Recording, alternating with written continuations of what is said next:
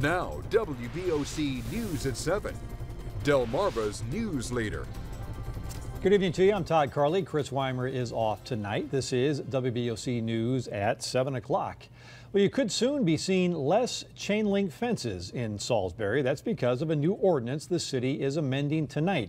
WBOC's Kylie Winkler joins us live in Salisbury tonight. Kylie, you found out why the city is preventing people from putting up this type of fencing. Todd, a zoning code from 1980s is getting an upgrade. And people, they're on the fence about it. That's because under the new ordinance, residential and commercial properties will no longer be allowed to put up chain link fences in their front yards. Whether you're keeping things in or keeping them out, you won't be able to do it with chain link anymore. A change to the current standards for fencing is happening in Salisbury, and some people aren't happy. I was going to put up chain links to fill in the gaps, but of course the mayor doesn't think they're pretty enough, so I guess I won't. But Salisbury Mayor Jake Day says that it's not about visual appearance. It's not about aesthetics or what people think looks attractive. It's that the appraisal industry has said these are the things that will cause your property to be devalued or appraised for less. The new code will not require people to change anything that already exists, but it will affect new fence applications. Chain link will be allowed in the perimeter of the side and backyard. Even though the ordinance doesn't affect homeowner Stephanie Moreno and her daughters, she doesn't want people to lose their individualism. I agree that chain link fencing isn't always the most, the nicest looking option, but I think people need to be able to determine what is in their best interests in terms of the financial aspect. But the city says that it's all being done for the betterment of the community. Now, besides the residential and commercial areas, chain link fences will still be allowed to go up in places like hospitals and industrial parks. Reporting live in Salisbury, Kylie Winkler, WBOC News. All right, Kylie, thanks. Dorchester County sheriffs have identified a body found earlier this month along the shoreline of Hoopers Island. The sheriff's office was told by the state examiner's office the remains were those of 70-year-old Raymond Albert Duderar of St. Mary's County. The man was reported missing on June 6, but no foul play was indicated during that examination. Also in Dorchester County, a weekend fire that started in an RV spread to the family's house. The Maryland State Fire Marshal's office said the fire occurred shortly after 3 p.m. yesterday on Allen Road in Rhodesdale. Investigators said the fire started inside the RV and extended to the home, causing over $100,000 in damage. According to authorities, that is, it took 40 firefighters from the El Dorado Brookview Volunteer Fire Company about an hour to get that fire under control. There were no reported injuries, and the cause is still under investigation. In Sussex County, the number of complaints against town manager Mark Applebaum continues to grow. The newest complaint is from a former town clerk who alleges Applebaum mocked her religion and made offensive jokes about people of color. Past complaints include accusations of sexual harassment and unprofessional behavior. The town of Dewey Beach now has hired a lawyer to conduct an independent investigation. WBOC reached to Applebaum yesterday about the last 2 complaints after they were filed. He told us he had no comment. We have not heard from him regarding this recent 18th complaint in Sussex County. Making headlines around the region now in Charlottesville, Virginia, thousands of counter-protesters rallied at Justice Park against a KKK rally for preserving the statue of Confederate General Robert E. Lee.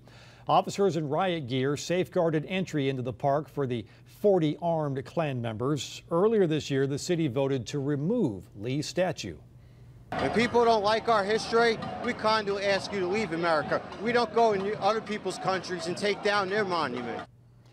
22 counter-protesters were arrested there in that protest. 16 former members of a banned Penn State fraternity were in court today on a hazing case that killed a 19-year-old pledge. Prosecutors say Timothy Piazza died after a night of heavy drinking at the Beta Theta Pi fraternity house. Investigators say the students failed to help Piazza, who suffered a traumatic brain injury from several falls. In surveillance video, one of the students slaps Piazza's face to wake him up, but the student's attorney says there is not criminal evidence. I mean, this is a terrible tragedy. The M's family feels absolutely compassionate and deeply sorry about the loss of this young man, but we can't equate tragedy with criminality. The students face charges ranging from involuntary manslaughter to alcohol-related offenses. For those headed to and from New York, these next couple of months might create some commuter chaos for you. Starting today through September 1st, 3 to 5 tracks at Penn Station will be shut down. That construction due to months of train breakdowns, long delays, and several derailments. The Maryland Transit Administration is urging commuters to stick with mass transit, and others agree that traffic will be an issue.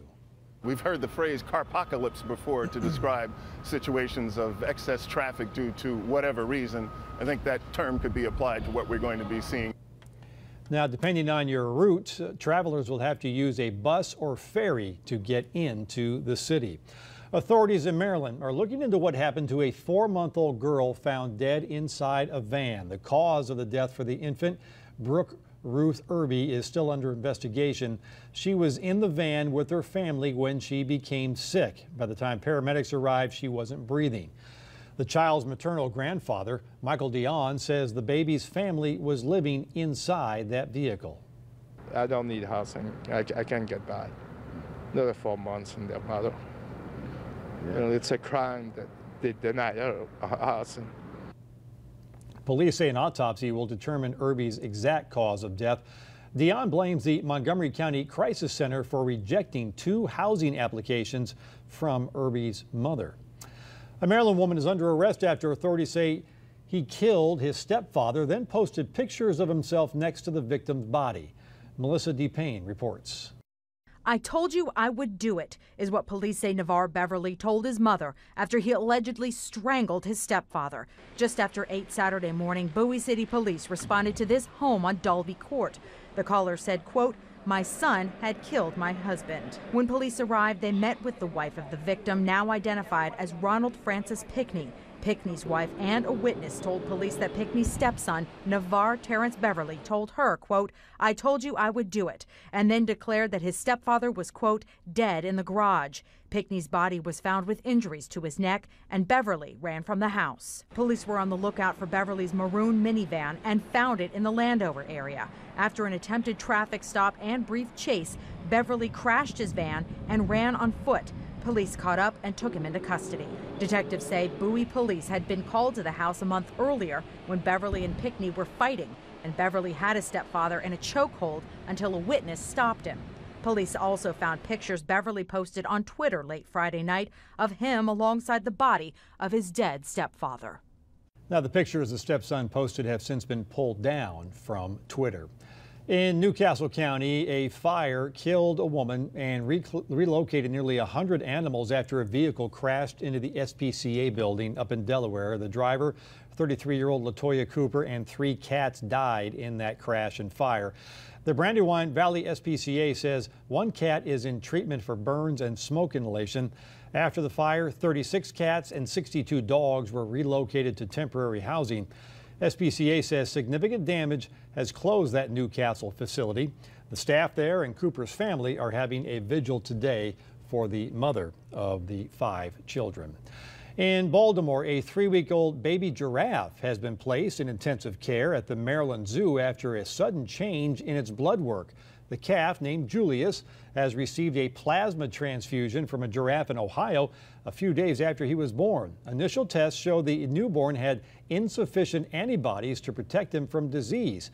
The zoo said the change in Julius's blood work are a serious concern for the giraffe care and veterinary teams. He is recovering hour by hour, receiving care there, and efforts are continuing to feed him by bottle. It's been a hot and sunny Monday here on Delmarva, and the rest of the week looking a whole lot worse. Let's go live now across the Tread Avon River. This is the Hertrick Cam up in Easton. Chief Meteorologist Dan Satterfield says extreme humidity is on the way. It's going to get pretty ugly. He'll tell us how high the heat index could go. He's got the big forecast when we come back here at 7.